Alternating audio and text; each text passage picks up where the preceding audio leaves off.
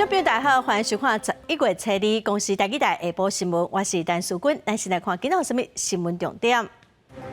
过来，今仔增加33116例本土病例，53人死亡。11月14开始，确诊隔离对7天改做5天。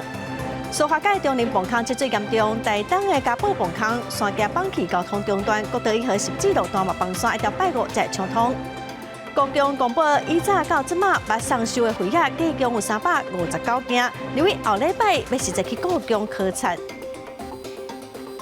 新闻开始来看，咱国内今仔增加33116件本土病例，有53人死亡。指挥中心嘛宣布讲，对11月14开始，确诊隔离对7天改做5天咯。王必胜嘛搁再强调讲，不管是民间买来送互政府，还是咱政府家己采购的国外疫苗，计数拢比高端较贵，网络的风声拢毋是真的。咱来听指挥中心列部上届新的说明。我们今天新确定的本土的确定病例增加了33116位那比起我们上个礼拜的礼拜3统计的这样的比起来是下降了17.7%。境外引入的病例的话是68个。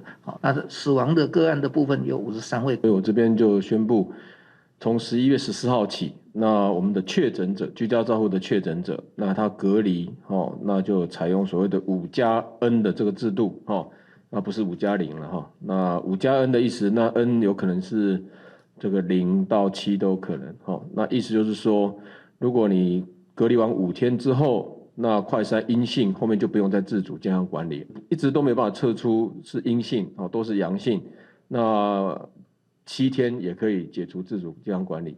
就是说，我们现在在这个媒体上或者是很多人都对这个 COVID-19 的疫苗的采购的单价做一些推算推估那我想这绝大部分都是这个谬误的那这个单价除非是他疫苗公司自己宣布的，或者是由这个政府购买方这边这个得到同意之后宣布，才是真正的这个采购单价。高端公司主动公布疫苗采购的计数，平均一档是840块。有人推算讲自济买 BNT 大约一档是630块，认为讲高端疫苗卖了上过贵咯。有人质疑讲高端疫苗公布计数的时间，到底卫生福利部部长施瑞元甲台北市长候选人陈时中见面以后，质疑讲有政治的考量。高端公司3日公布高端疫苗的计数，每档840块左右。但是外界估算，自济买 BNT 疫苗的计数，每档630块左右。这期高端疫苗是买了伤贵。630，我不知道它的所本为何了但是那个数字是错的。那实际的价格我不能讲。事实上高端没有买贵。针对高端公布计数的时间，就伫施瑞元顶个月27暗时拜访台北市长候选人陈时中竞选总部了后，引起外界联想，是毋是有咧拜访当中讨论过才公布？施瑞元强调，公布计数是高端公司家己做决定，指挥中心无插手。既然高端自己公布价格，本席认为合约保密应不再适用的啦，你认为呢？他自己公布价格，就那个部分的话是不再适用。其他还适用？但是其他他没有公布。因为你整个采购。另外，目前快台试剂库存量也有1.3亿剂，有知影立委认为库存量伤济，应该开放予更较侪对象会使免费领。施瑞元表示，这部分会使研究，估计2礼拜了后会有结果。记者郭文达报道，台北报道。这几天大雨落袂离，苏花界的中林崩坑积水真严重各部分的路段停电，干部段是预估水得爱个3天才会当退。另外，南怀公路台东的嘉宝崩坑附近的山堑放弃交通中断，公路总局嘛已经派出大型的机械去抢修。这是苏花界中林崩坑南平出口，崩坑内排水管的水未付的小头拢要爆出来，水淹到20公分悬。电梯也失去暗摸摸，车要过时阵速度拢有放较慢的。里面的状况怎么样？积水很严重，车速要很慢。灯呢？都没有灯。大概有多长距离？好长都整个隧道都没有灯。干部单向地沟河山局借2台抽水机来抽水，不过至少才抽3天才抽会煞。那雨继续落恐下会更较久，这也是苏花改通车3年来崩坑饮水上严重的疾病。因那电力设备就要等水退了，才有法度去修理。从苏花改通车到现在，其实这一次的降雨量也比较大，所以才会造成我们短时间强烈涌水的一个情形。我们也担心说，这些水量会影响到我们的一个机电设备，所以我们也进行手动把这样照明的一个设备、电力设备来做一个切离。另外，南回公路大东这边的嘉宝崩坑附近的边坡土石崩来，石头挡伫咧路的双向的车拢无法度过。公路总局派大型机具来清，想要先清一条便道互车过。气象局是提醒民众，伫今仔日宜兰、花莲、台东、台北的山区，有有可能落大雨，要特别注意崩山的情形。记者综合报道。再来看国道1号南向的10指段，昨午山架有土石放落来，相关单位各个抢修，只是目前对10指往南的交流道出口，嘛是阁还未开放，继续管制。今仔早起7点外，附近是塞车塞甲真严重。新北市长侯友宜伫早起嘛有去视察，高速公路局是表示讲，伫这礼拜5下班之前应该会当畅通。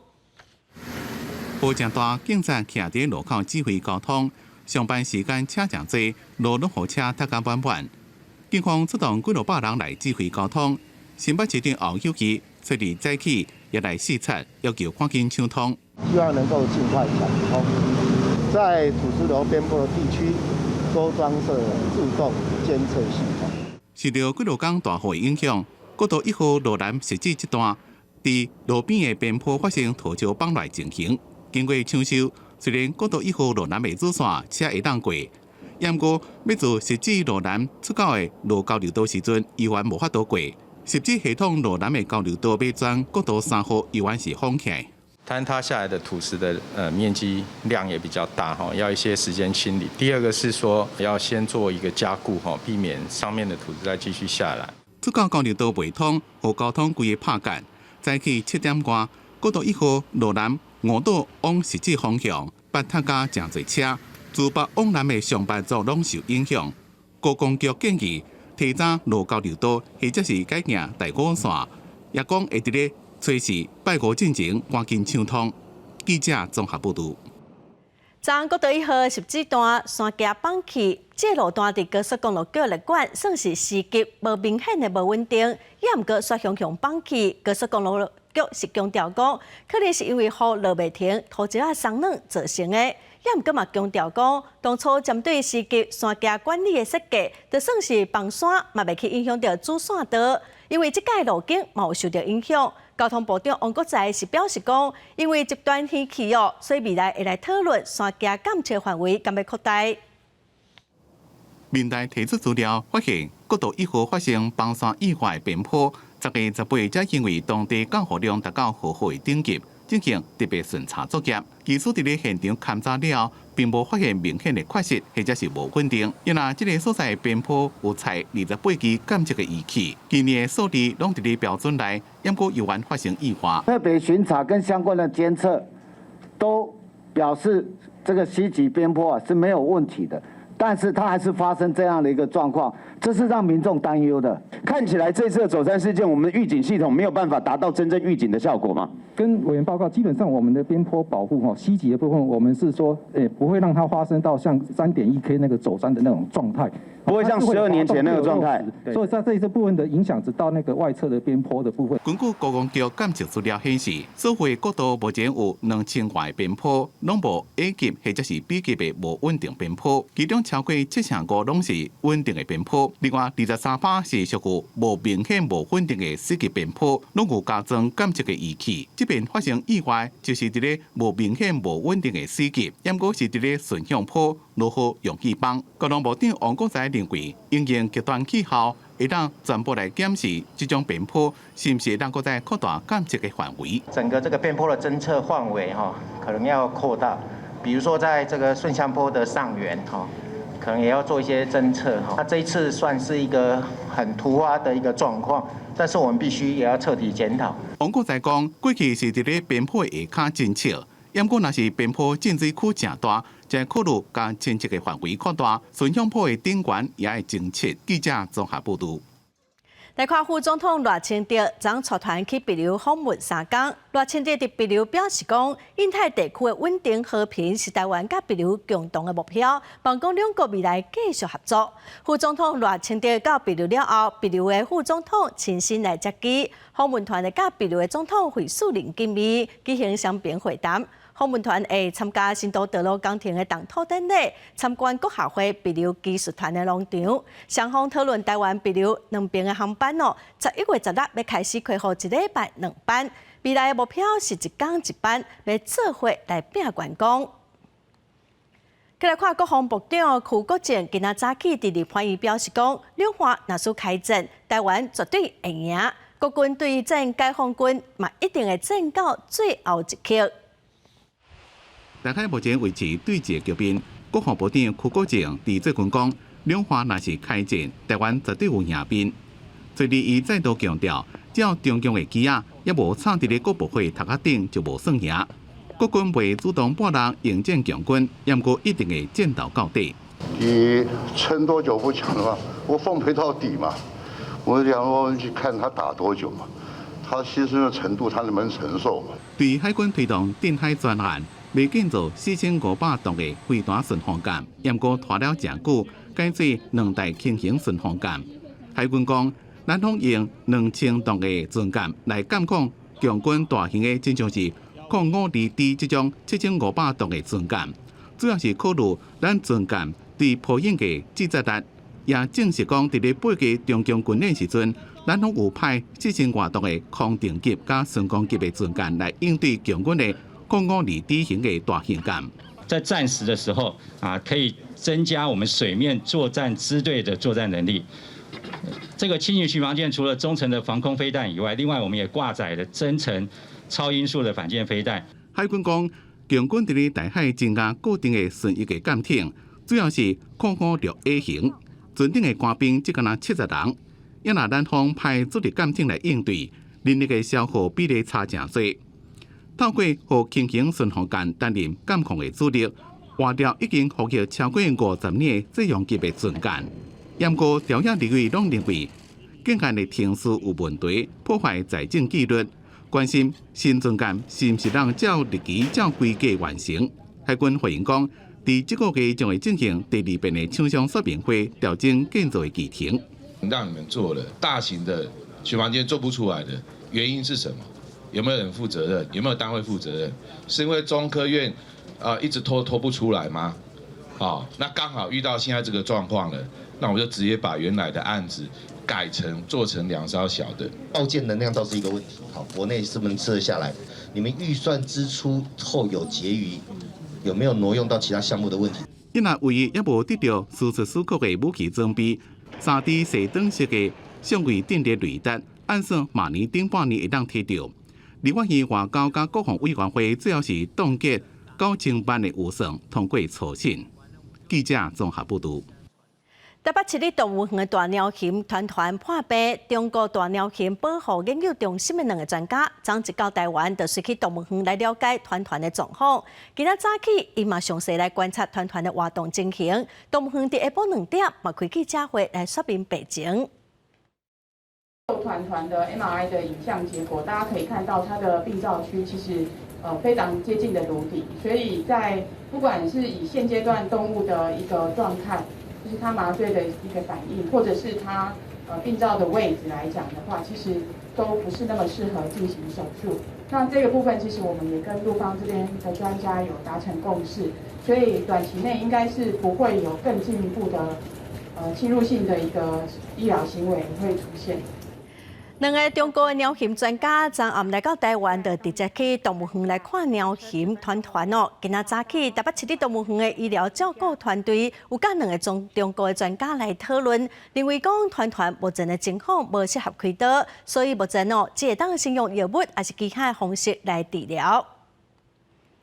再来看，针对韩国梨泰院的意外，造成150来个人不幸过往。国内专家佮立委嘛出面呼吁讲，内政部应该爱针对这款无主办单位的大型活动，提出安全管理的办法。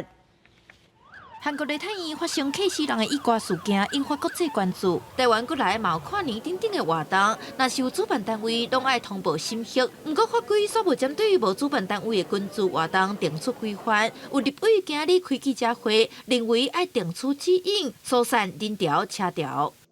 如果是突发性的这种人潮聚集，譬如说我们合欢山下雪了啊，这是突发的。在几个主要的路口都会派人去做相关的管制。警政署表示，地方警察局大部分会掌握突发的事件，消防署嘛表示会哪做哪检讨现行规范。不过梨泰院案，韩国民众真不满，警方干那百多人警戒治安，而且无伫案发现场附近，三心指责警方的声音。伫台湾，警察若拄到类似的代志，爱安怎处理？对警察执行勤务有研究的人，嘛提出看法。不应该是将警力一直往人群当中汇集，他需要的是要正确的引导民众前往他们该疏散的位置。那警察应该要做的事情，不是在现场堆叠警力增加群聚，而是要正确的排除事故。本身是基层员警的王润武认为，警察徛的位置比警力济少重要。另外，若是大型活动有主办单位，主办方应该请保全执行活动勤务。大型活动紧急救护协会理事长周国祥嘛建议，甲社区的力量加力通报，像人力救护队等等，参警方互相协助，拢是维护突发事件特殊的重要力量。记者伫李福凯台北采访报道。最近国中三件民调清调的会议涉破，有立委指控讲，伫前总统马英九任内，国中冇文物损害。国中昨暗发声明强调讲，最近会来公开这几档国中文物的修复记录，接受外界的检验。国中是指出讲，根据修复的记录，有破坏丧收的会议数量，计共是有359件。今仔早起，立法院的教育甲文化委员会，那赢立委嘛临时提案，要伫后礼拜一初7实际去故宫来考察，嘛要求行政院爱赶紧来成立故宫的国宝文物专案的调查小组。再来看11月2日特别投票 ，TVBS 民调中心公布的上新民调显示讲，国民党的蒋万安是以37%的支持率领先，民进党的陈时中27%，黄珊珊是21%。11月7日会有头一场台北市长候选人的辩论会，是正受到外界的期待。首都的选战变甲热乎乎，候选人传好了要来争取认同。不当值黄珊珊透早过来召开健康城市2点控政策记者会，要来打造一个生活甲官能友善的健康城市。根据 TVBS 民调中心的公布，上届新的民调，国民党蒋万安以37%的支持度领先，民进党陈时中的支持度是27%，黄珊珊的支持度是21%。特别注意的是，黄珊珊的本命区内湖甲南港煞是落落去。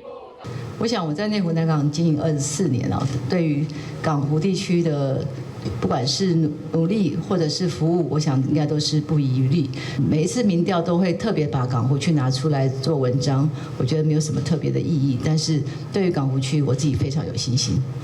针对国民党台北市长候选人蒋万安，伫咧初一去基隆甲谢国良来设计拜票，伫期间有拄到救护车经过，去互绿营谣伊讲是阻碍救护工作。蒋万安嘛亲身来说明，要来甲代志发生的经过，甲讲个清楚。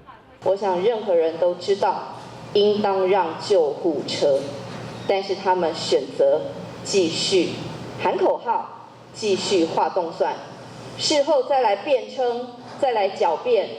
第一时间做了相关的这个处理，而且我们在完全避开主干道，一直到救护车离开整个过程，完全配合救护车相关的救护指令、相关的规划，也绝对没有影响到救护的工作。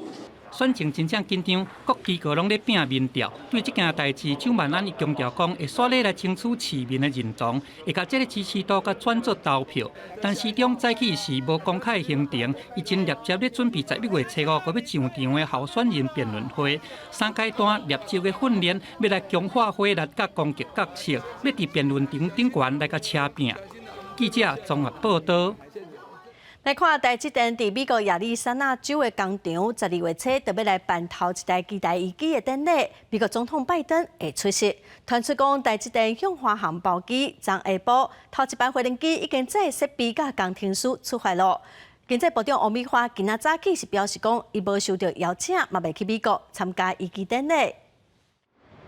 台湾半导体业者台积电后个月中要伫咧美国办第一代基台移机典礼，美国总统拜登也去参加。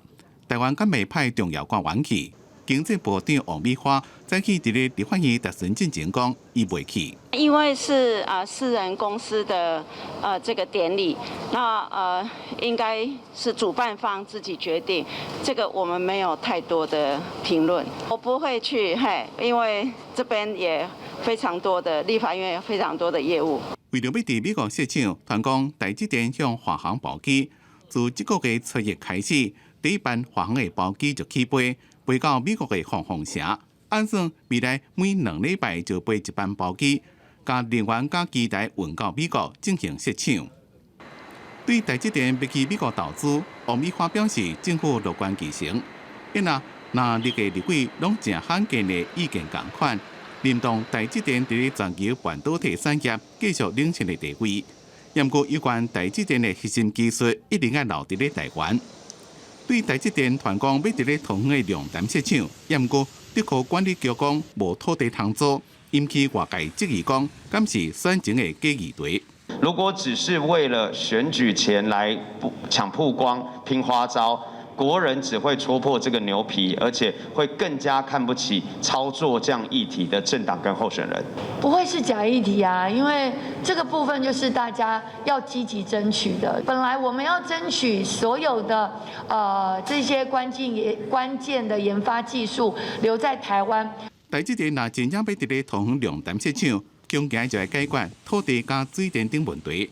因若台积电今仔日早盘是开价行悬。盘中估计是393块，是毋是咱徛登去400块要通拼？记者综合报道。前民众党的立委蔡壁如因为论文的争议，失诉学位防撤销，嘛撕掉立委。伊的部分区立委是由新光集团第3代吴欣盈来代替，今仔嘛宣誓就职。吴欣盈是表示讲伊绝对无要讲新光集团的代志，嘛强调讲已经撕掉新光病院的董事。伊讲到讲，伊最近参加一寡国际活动，看到台湾一直防病演化，伊是真烦恼。讲伊担任立委，会来看要安怎做，会当互台湾甲世界连接，嘛推动政府甲民间愈侪合作，嘛望讲会当来提出超越广东派和社会和谐，对民生有帮助的法案。再来看教育部昨公布校园防疫措施的新方案，11月初7开始，学校就唔免阁强制泵体温咯。学生啊无注3档的疫苗，嘛唔免阁逐礼拜拢做快筛。也唔过有教师团体是讲，学生啊唔免快筛，也唔过老师说共款爱阁做快筛，实在是无公平。教育部长潘文忠是表示讲，指挥中心阁还未放入老师的规定，嘛唔拿老师，阁有其他24种的行业，嘛是爱阁做快筛。考虑到即摆防疫措施是要让大家的生活走向正常化，学校的防疫措施自11月初7开始要放零，学校唔要阁做疫调，嘛无强制入校门爱泵体温，另外无注满3剂疫苗的同学唔免阁逐礼拜快筛，但是老师若是无注满3剂疫苗，就要阁逐礼拜快筛，所以就受到教师团体的质疑讲，这是无公平的对待。除非指挥中心对于这24个种类，这里面包含有我们学校啦、补习班等等，目前都会比较倾向以一致的方式做规范。潘文忠表示，指挥中心有对24种场合的工作人员规定讲爱注几剂疫苗，所以讲唔是针对老师尔，若是指挥中心规定有放零，也会配合办理。了后，潘文忠受立委审查112年度的预算，但是这第一案讨论到将近40分钟。因为教育部112年预算的委办费编列30亿9900多万，这比111年增加8亿6000多万。提案的立委万美玲认为讲这是真无合理，应该减跌1%，然后也阁要冻结5%。未来其实在这个管考、追踪、监督以及这个责任的归属，还有万一发生状况的究责，我觉得都没有办法交代得很清楚啊。仔细的要求第一个，我们委办单位的这个资安。为着要冻结偌济，朝野立委是讨论真久，最后达成共识要冻结1亿。前后教育部提出书面报告，才会使用钱。另外，民进党立委何欣顺特别提醒教育部，委办单位的资案绝对袂当有中资，这个部分伫合约内底就要写好清楚。记者综合报道。来看一位检潭站的 TOD 案，规划讲要起一栋18层楼高的大楼，比检潭山阁较悬，引起真侪批评。其他包括一寡建筑团体、阁学界的代表，伫台北市政府头前抗议，因批评讲这款规划是违背大众运输相关开发的精神，画出讲拒绝用极大放送的口号，要求爱马上来停止这开发案，嘛呼吁台北市长的候选人就爱做伙来关心这议题。检潭站 TOD 案，去年伫台北市长郭文哲的主持之下，风光动土，希望餐厅、旅馆、甲办公大楼进驻了后，提供更较侪就业机会甲商机。不过，检潭站伫咧生态敏感的圆山迄块地啊，去年13个专业团体甲600外个居民共同联署停止开发，议会嘛决定减少计划预算，要求财运公司重新评估。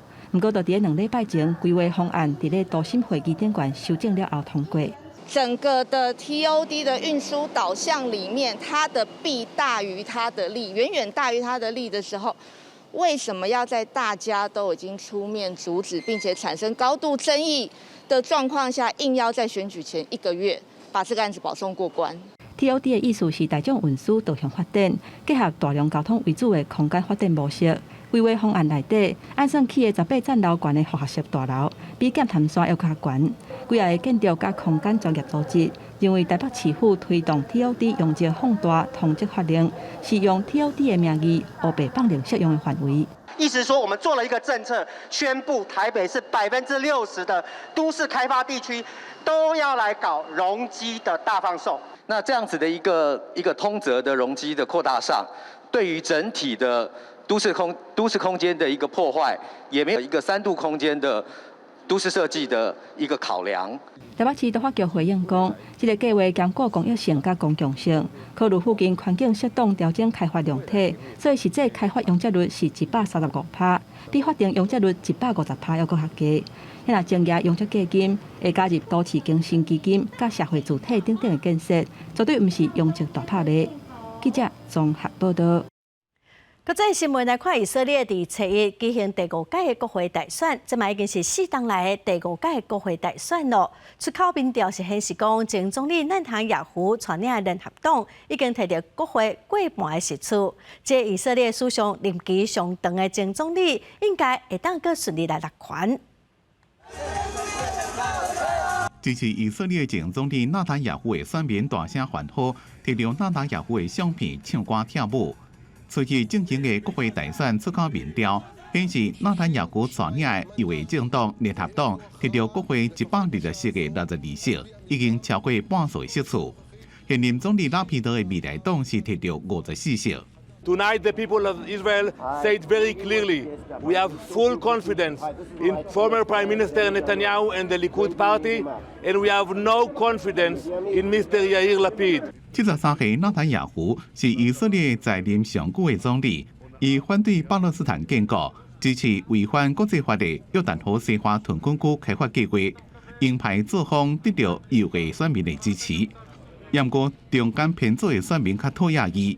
另外一个争议点是，纳坦雅胡2019年因为贿赂诈欺甲背信的官司，伫最高民调显示，这款丑闻并无影响选民投票意愿。纳坦雅胡所属的政党联盟也讲，未来筹组联合政府将会推动修法，停止官司的审理。现任总理拉皮德的未来党议员是抱持着最后的希望，讲一切就要等待官方的计票结果出来了才准算。We will know exactly the results and the final results, and we will think how we will combine the next coalition, the next government. 但是主要是出口民调显示，立场极右的宗教实验主义党以受训阿拉伯族的激进言论摕到14个席次，是排伫咧纳坦雅胡的联合党加拉皮德的未来党后壁，是第3大党。选举的结果恐惊会互以色列走向极右政体。激化犹太主义地上的势力。公司新闻张淑芬编辑。来看巴西总统大选，选输的现任巴西总统波索纳罗发声明讲，伊无认输哦，伊的支持者嘛上街头示威，甲公路拆掉的来抗议。警方表示讲有必要会甲支持者强制驱离。第二选举结果出来2天了，巴西总统波索纳罗第一遍发表公开谈话，虽然无承认苏荷左派前任总统卢拉，也过讲会尊重国家的宪法。伊幕僚长甲记者讲，波索纳罗已经授权因进行权力交接。Quero começar agradecendo os 58 milhões de brasileiros que votaram em mim no último dia 30 de outubro.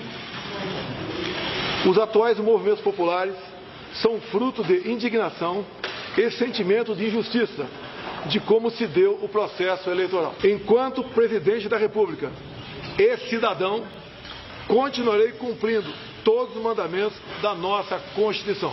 极右派波索纳罗第二选举结果出来了，无遂发表谈话，真侪政治分析家就警告讲，波索纳罗可能袂认输。As manifestações pacíficas sempre serão bem-vindas, mas os nossos métodos não podem ser os da esquerda, que sempre prejudicaram a população. A direita surgiu de verdade em nosso país. 伫过去2天，卡车司机甲伊的支持者认为选举无公平，封锁全国几多百条公路，并且希望用军事监管，要求改善国会间最高法院。警方对示威民众下催泪假释。即马大家伫咧担心，正配合美国前总统川普的波索纳罗，敢会煽动巴西版的暴动。No início da nossa fala, iniciando com a negociação, com o diálogo e porventura, se for necessário, até a utilização da força de choque. 前总统卢拉摕到50.9%的选票，险险赢过波索纳罗的49.1%。波索纳罗几多遍质疑选举制度，讲电子投票系统有作弊嫌疑。虽然法院要求伊提出证据，不过伊一直拢提袂出来。公司新闻黄文玲编译。日本的东京已经承认东信判例，11月7日开始发证书，也毋过日本政府也未承认同性婚姻哦。东京社会婚姻宾馆惊大声。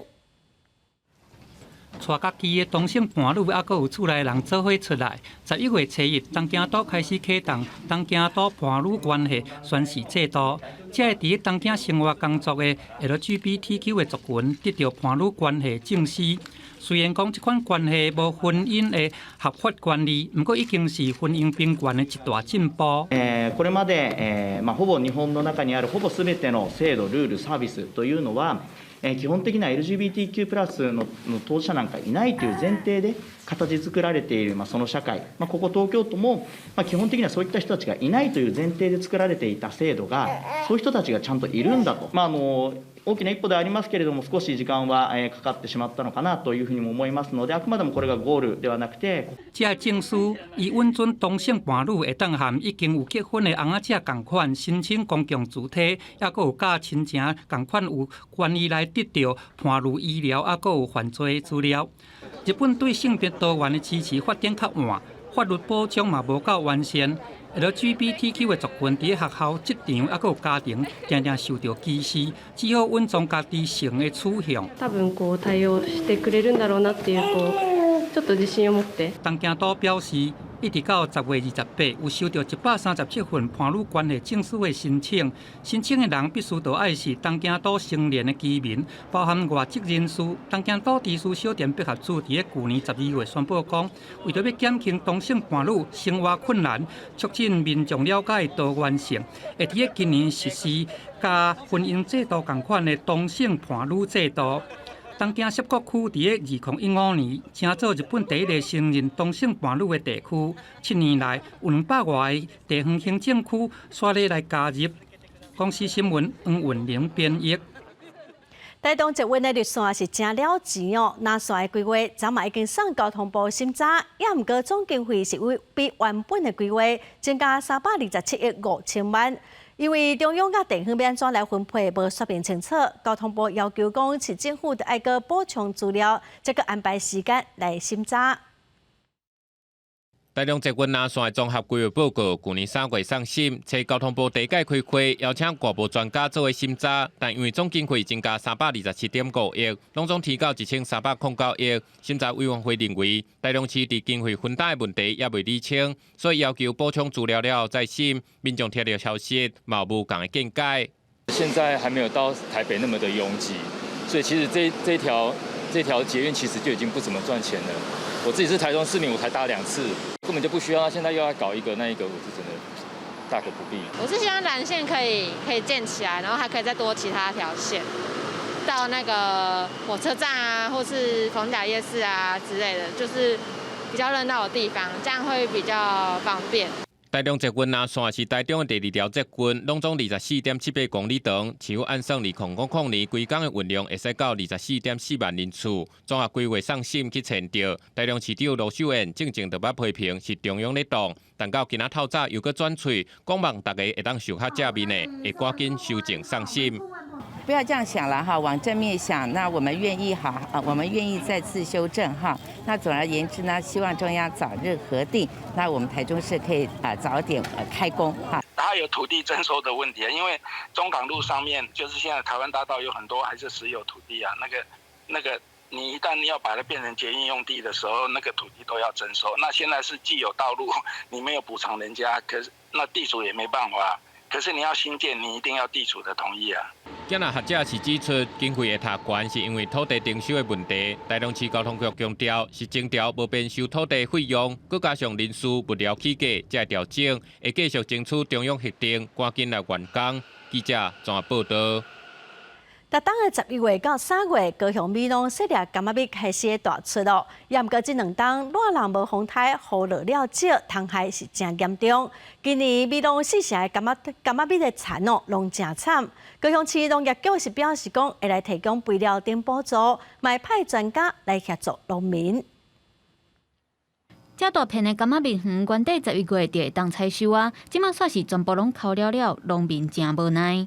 病害和虫害也特别的多，所以说今年的番茄很不好种，所以说我的面积的损失率大概达到90%。农民真唔甘伊的心血拢总乌油去，以前的柑仔蜜大约9成拢因为毒素病爱扣掉。高雄美浓这2冬无风台，雨水搁少，害虫大大增加。致使柑仔蜜出现毒素病等等的小长现象，停止生长，敢若会当规丛挽掉。营业粉丝的数量会随着雨水的淋洗而减少的密度降低到很多，那一年的东西就会特别好种。当地至少有4成的柑仔蜜受到影响，不过农粮署也是认定属于病虫害，无法度启动天灾补助，这是引起部分农民不满。针对这件代志，高雄农业局表示会提供肥料等等的补助。化学肥料的补助每公顷上限是1000元。国产的那个微生物的肥料每公顷是5000元，还有地力改良肥每公顷是5000元。那有需要的农友，我希望在11月11号之前能够向在地的农会或公所提出来的申请。那肥料等等的补助，农业局嘛要派食物医生进驻美浓，让农民会当去咨询相关的防治甲用药，协助农民渡过难关。记者综合报道。掠麻仔的季节是对11月到明年的2月，也毋过，伫麻仔真侪宜兰种位海边啊是有真侪粪扫，互渔民是真烦恼哦。县政府表示讲，已经开始摒扫，会来减少对渔民的影响。海沙埔顶悬规个拢是草啊、粪扫，还佫有大漏柴，渔民看了是真烦恼。当年11月至过当年2月，是开放掠麻仔的时期。作为向沿海的海沙埔啊，真侪渔民伫这个时期，拢会来遮搭寮啊，准备要掠麻仔。伫个年底趁一条啊，毋过即马海沙埔啊，朝拢是粪扫，互渔民是头壳摸咧烧。伊规个船流伫沟仔底内底、网仔底内底落，迄座网仔就拗出去，都破去啊，啊就水沟沟。渔民讲，这粪扫、草啊、甲大漏柴，真有可能佫流落去海面，则伫个因掠麻仔的网仔内底，甚至致使网仔破去，真正渔网仔是无烧，较好的大概几啊万块。而且掠到的麻仔，可能嘛会互网仔底粪扫地死，会严重冲击渔民的收入。由县府甲东北角风管处，还佫有罗东林管处组的宜兰县向海地境平台接到通报了后，去现场勘查，研判这沿海的草啊、粪扫，拢是真正的大水河为溪水的水头抢落来的。我们的疏渔景观所和东北角风景区管理处来合力加速来清除这个海滩的一个草梗。作为海沙堡的本所，原本拢是由东北角风管处委托作为乡公所来清理。不过因为大水好了后，这个量伤过济，宜兰县向海致敬平台，即嘛已经委托县府甲东北角风管处合作加速清理，希望会当赶紧恢复海沙堡原来的模样。记者综合报道。因为中国禁止台湾的石斑进口，中央推出班班食石斑的计划。台南市初一开始帮各中各小营养午餐来加菜。伫休寒之前，至少是当食到4届的石斑，采购的金额大约是5100万。中昼食饭时间，台南市新南国小的学生囡仔当咧享用石斑的料理。学校煮的头一出石斑的料理，无像以往用炊的方式，是改用煎的，会当食出石斑 QQ 的口感。配边仔的花椰菜，唔但好食、好看，也个真健康。因为石斑鱼它的肉质 QQ 的，很好吃。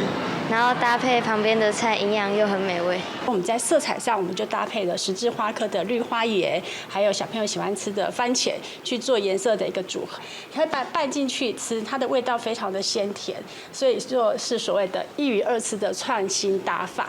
那整个午餐的食材设计上面来讲，它是符合教育部的营养的基准量。台南市为11月开始全面启动逐班食石斑的计划，市内超过15万的师生会当伫休寒进前食到4间的石斑料理，以加菜方式来供应。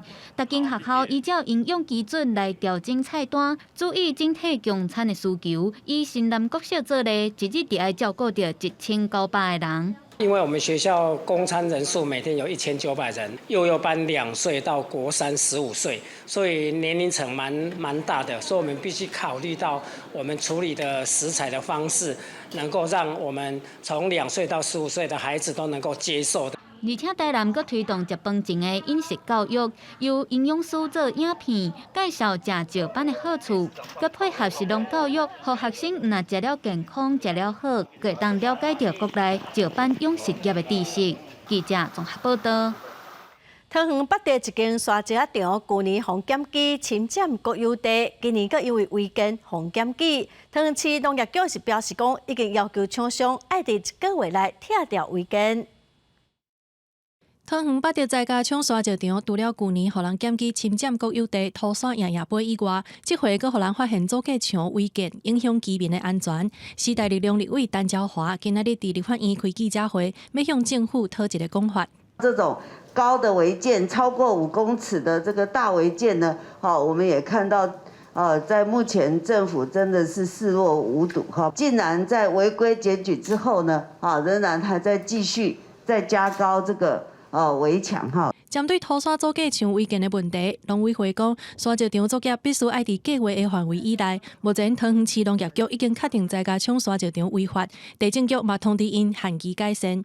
计划范围外的农业用地，其实当然就是不可以做所谓的违规占用以及违规堆置砂石。我们桃园市府农业局那也已经在10月19查复说，这个案子这个土地呢，确定是非农业使用。那我们已经在10月21号已经裁罚柴家仓哈，那同时我们命他1个月的时间哈。限期赶快改善吼。违建的组架墙爱伫期限以内拆掉，不过这道壁到底会使去偌悬？地政局煞讲袂出答案。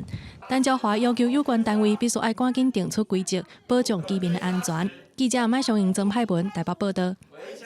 最近东部一寡所在积水是真严重哦。打起好的南回公路休困站南回一，和民众批评讲，户外停车场4界拢是积水，品质是真歹。台东县政府是表示讲，因会来要求厂商，就要来解释排水的问题。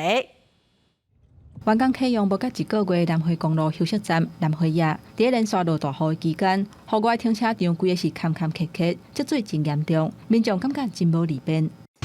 停车空间有改善，排水要改善。南回野休息站防护措施目前上介水的公路休息站，会当看到真水的海景。不过顶礼拜刷起台湾好期望评选做全国水环境改善计划烂棚鼓奖，理由是台东县政府提出的大武渔港南回野附近景观改善工程，甲水环境改善无关系，嘛看袂到生态环境的改善，煞摕中央补助的3800万来起停车场。4、5个大项目里面有一个其中有一个就清水嘛，那根本就没有啊，因为你是在一个公路边的一个空间啊，环境空间啊。第二个就是说，生态环境它也没有做什么改善。台东县政府表示，南河堰附近景观改善的工程是要串联渔港水陆环境甲地方创生。停车场是其中交通工程的一部分，有符合水利署水环境改善计划，而且经过环境顾问公司的审查，在宝安林地顶悬采用石头米仔生态工法来起停车场。目前周边设施的部分是属于宝安林地那边拨用过来的，省林务局拨用，所以它在用地上有这些限制。同时，水环境这个计划，我们不是只有要做一个绿化的生态公园而已，它主要也是要活化这个大武渔港的港区。台湾好客网唯一肯定南河堰的代志，是移除一种外来种的树仔银河番。不过，也是希望会当看到符合改善水环境的工程做法。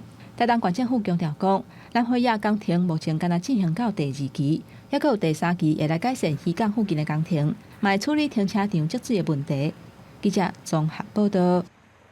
来看一个上新的消息咯，传出嘉义市长的候选人黄昭昌雄死亡，选罢法是规定讲，未来会来先公告停止嘉义市长的选举哦，佮会另外来公告选举的日期，所以这届嘉义市长的选举恐惊延后来举办。继续来关心农委会农业动物试验中心用18天的时间，开发出咱国内头一个微生物的胎糖剂，透过一款会发光的光拐棍哦，会当来杀死正歹防治的红蜘蛛，效果是比目前英国佮美国药物佮如何好，嘛已经技术转移给业者咯。做田人为着要有好年冬，拢会喷农药。毋过有一种俗称叫做红蜘蛛的农作物害虫，新德斯叶螨，专门咧食木瓜、花类甲菜苋的叶仔。一般化学农药对伊干那短期的效果尔尔。农委会用18天的时间，开发对农作物较无害的光拐菌生物农药，会当大大减少红蜘蛛的危害。它是一个会让昆虫产生感染或产生致死的一个线虫里面的共生菌哦，当然我们在台南白河筛货哈，那在暗室可以看到它会有发光哦，像萤火虫的发光哦。农委会讲，光拐菌生物农药是用大自然本地就有的菌去消除红蜘蛛，所以对环境较无伤害，而且嘛袂影响螃蟹的生态。这项发明得到2022年杰出生技产业奖，那通过防检局的审查，就会当开始生产。是希望说这一支产品能够尽快取得环检局登记许可，然后让国内的农民，尤其是木瓜农，先有这一支发光杆菌的微生物农药。厂商表示，未来这项生物农药若生产，计效会甲一般农药差不多，袂造成农民的困扰。农委会望为光拐菌出发，扩大生物农药的使用，减少对环境的危害。记者麦尚英、曾派文台北报道。来看争取16天，台湾成功摕到世界室内射击比赛的主办权。12月7到11会伫国立体育大学来比赛。射箭协会是指出讲，国家队的选手也是有兴趣的民众，拢会当来报名参加。到时阵，嘛有超过200个外国选手来台湾比赛。体育馆内坐满民众，比赛场就伫个中央。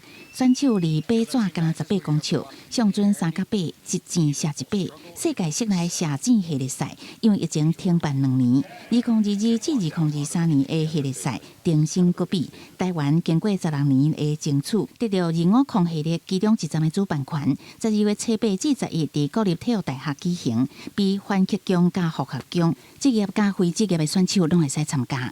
为什么要举办室内赛的原因，是因为这只有18公尺的距离，每一个选手都有一样的机会，那也是基本功的一个展现。国立体育大学复合奖选手陈宏毅，2019年2月有去拉斯维加斯参加比赛，伊讲伫台湾的国际射箭赛无偌济，家己真期待会去报名。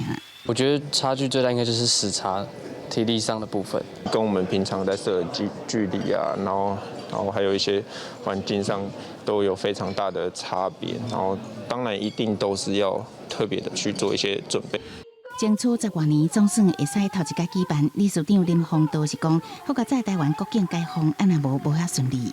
国际射箭总会也有提到，如果说在那一个时候，因为疫情的这一个还没有办法解封的话，那这个比赛也没有办法在台北来举行。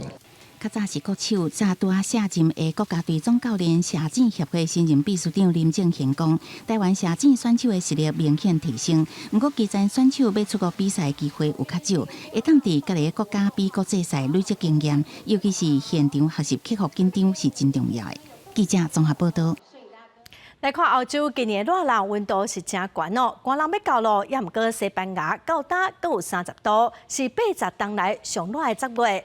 法国、德国即阵啊海边啊个游泳池，嘛阁有袂少民众在生水哦，这嘛显示全球暖化的速度有影是真明显。10月底、11月初，照理讲伫欧洲应该是开始会互感觉小可寒的秋天啊。啊，毋过伫西班牙南部的海边啊，却抑阁满满拢是穿游泳衫伫耍水的人，因为即阵伫当地气温阁超过30度，根本就甲热天同款。今年热天，欧洲拄到真严重的小影，想袂到天气一路热到秋天还未结束。西班牙的气象专家讲，今年的10月是西班牙自1961年，也就是超过80年以来上热的10月。毋但是西班牙南部出现34度的高温，就连北部的巴斯克地区嘛有30度。伫秋天来讲是真无正常的温度，但是一寡室外的咖啡厅生意非常好，业者是欢喜甲笑眯眯。sobre todo por esta fecha, pero se agradece también por el tiempo que está haciendo, para el trabajo de nosotros que es la hostelería, nos viene súper genial la terraza y se agradece bastante. 天气小热，有的人真介意，但是对西班牙的消防人员来讲，都是一件真头壳疼的代志。西班牙今年热天因为小影引起火烧山，但是到秋天温度阁降袂落来，所以消防人员嘛自热天开始拍火，一直到秋天也阁无法度休困。根据统计，西班牙今年到今已经有超过64万公顷的树林去互野火烧去，是30年来上界严重的。除了西班牙以外，法国、德国嘛同款拄着真烧热的秋天。法国西南部的温度有29度，比过去的10月温度差不多悬5度到10度。海边啊，四界拢是人，街仔路大家嘛拢穿短的，阁有人哪行路哪食冰。德国首都柏林的室外游泳池，秋天毋捌看过有遮侪人出来游水。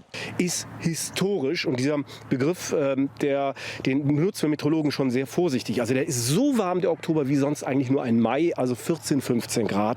气象专家表示，这种不正常的高温，代表气候变迁的速度愈来愈紧，人类未来要面对的极端气候，恐惊嘛会愈来愈严重。记者甘明恩编译。下晡8天气，咱来看各县市详细资料。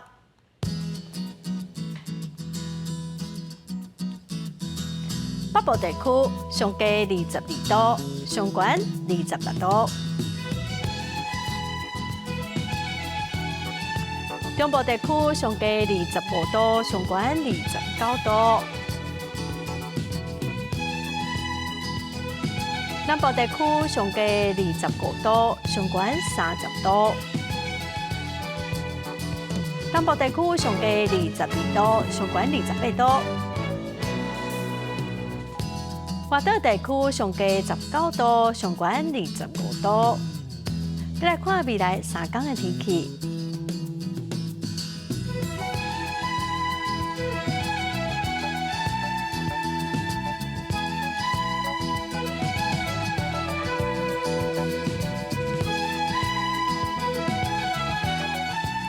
感谢观众朋友收看《公视第一台下晡新闻》，我是陈淑君，明仔载下晡3点，咱再会。